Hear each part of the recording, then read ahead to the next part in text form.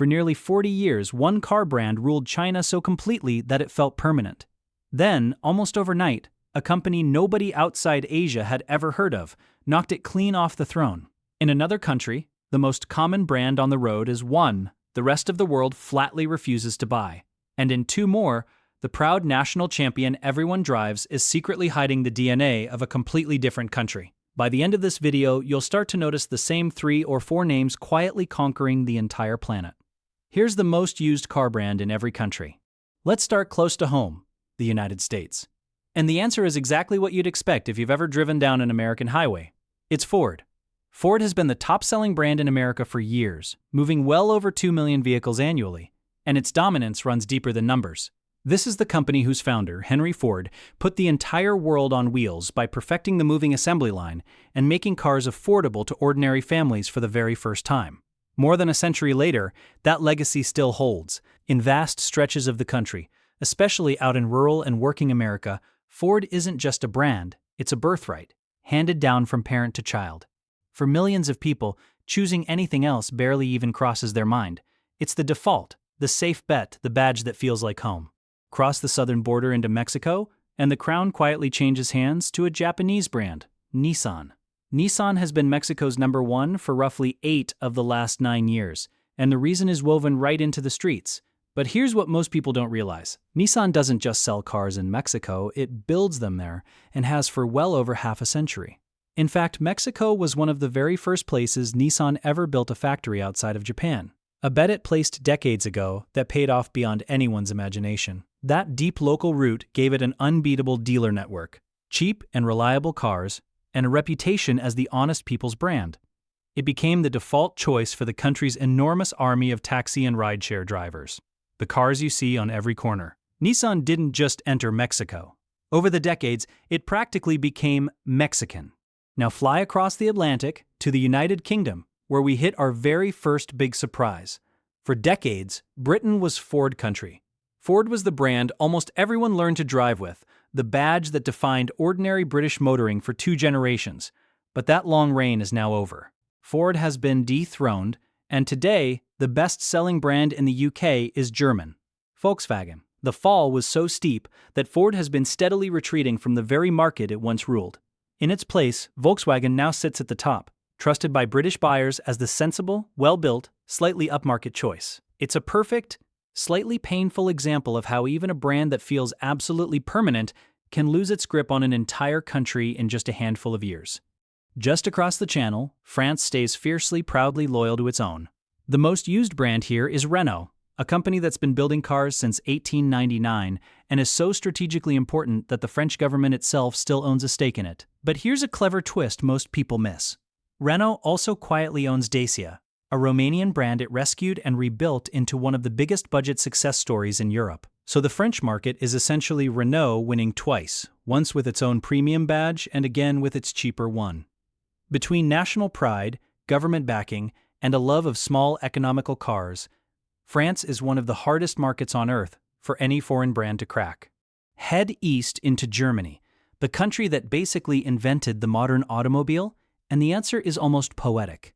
It's Volkswagen. The name literally translates to the people's car, and that is exactly what it was created to be back in the 1930s, a simple, affordable machine for every ordinary family. That founding mission turned it into a national institution. There's a deep pride at work here.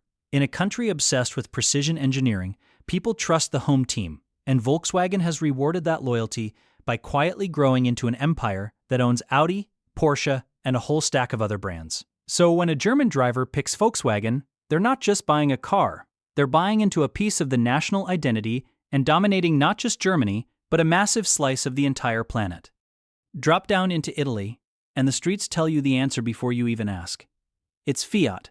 And remember that name because it's about to haunt this entire video. Fiat stands for Fabbrica Italiana Automobili Torino, the Italian automobile factory of Turin, and for a century it was practically the beating heart of Italian industry. Run by the powerful Agnelli family, it motorized post-war Italy, becoming a symbol of the country itself, as Italian as espresso or football.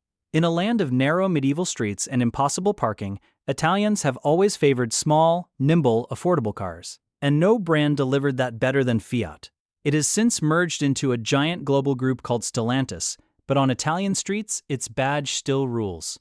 And few brands on earth are as tightly woven into a nation's soul. Keep going to Spain, one of the last big markets that still crowns its own homegrown hero. The most used brand here is Seat. Founded in the 1950s, Seat was the brand that put Spain on wheels, and Spaniards have stayed loyal to it ever since. But here comes the first hidden Fiat connection I warned you about. Seat actually began its life building Fiat designs under license, so those early Spanish cars were basically Italian underneath the badge. And there's a second twist stacked right on top of that. Today, Seat is Spanish in spirit but German in ownership, because it now belongs to Volkswagen. So that fiercely national brand you see all over Madrid and Barcelona is, behind the curtain, part of the very same German empire we keep bumping into again and again. Now for a genuine shock, Turkey. The most used car brand here is, once again, Fiat, and it's so deeply woven into daily life that many Turks barely register it as a foreign brand at all. That's because Fiat's cars for the Turkish market aren't really imported. They're built inside Turkey by a homegrown partner called Tofaş in the industrial city of Bursa, and then shipped back out across Europe by the hundreds of thousands. Fiat's only serious rival for the top spot here is Renault, which also builds locally, through a Turkish giant called Oyak. So Turkey's entire car culture is essentially a duel between two foreign badges that have both gone completely native. It's the perfect reminder that a country's beloved national favorite is very often a global brand, simply wearing a local jacket.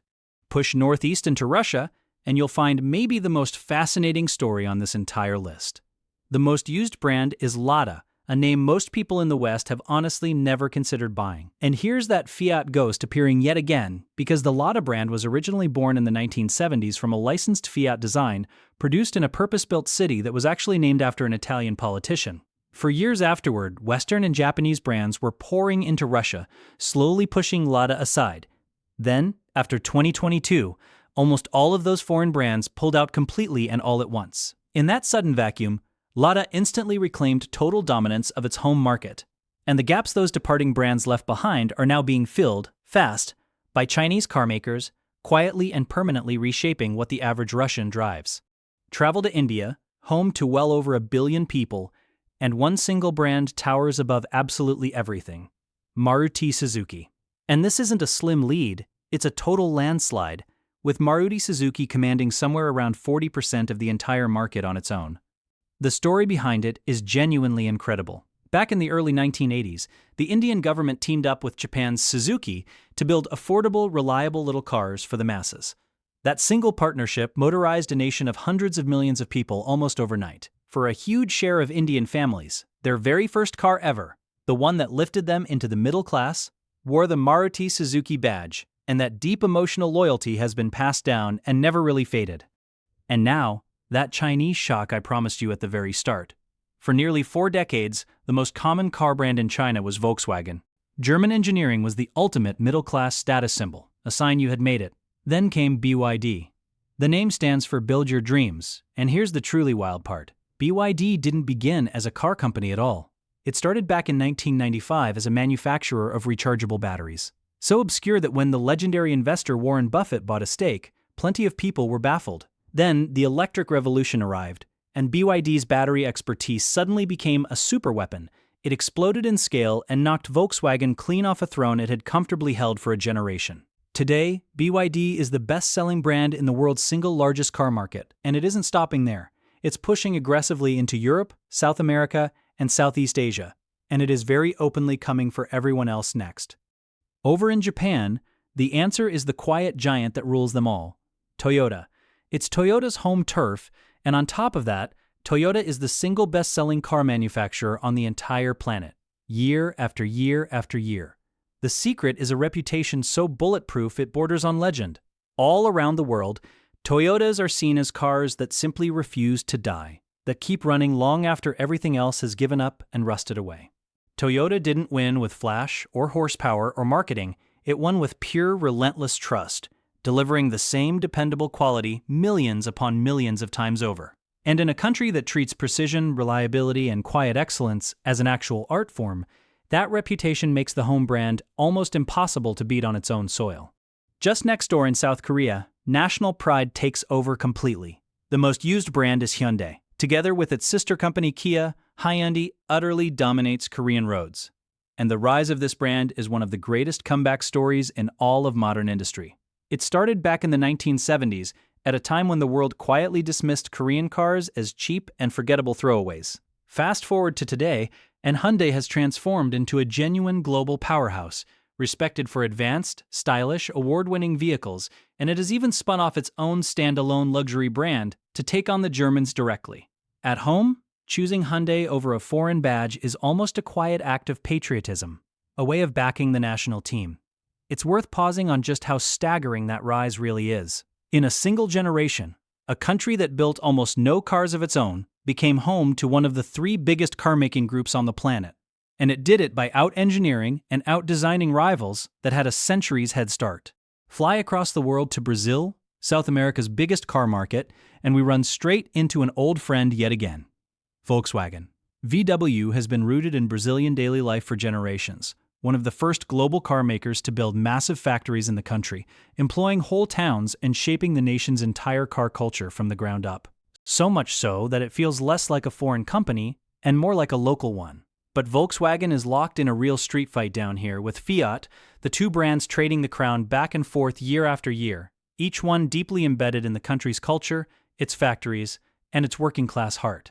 Brazil is one of those fiercely contested markets where dominance is never guaranteed, where two global giants have spent decades fighting tooth and nail for the loyalty of the exact same drivers, and neither one shows the slightest sign of backing down.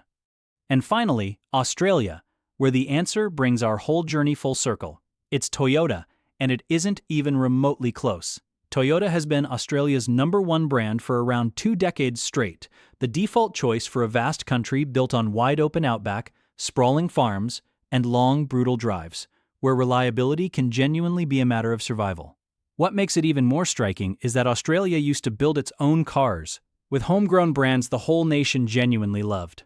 But local manufacturing shut down for good in 2017, and the most iconic Australian brand of all was finally retired in 2020, leaving a real hole in the national heart.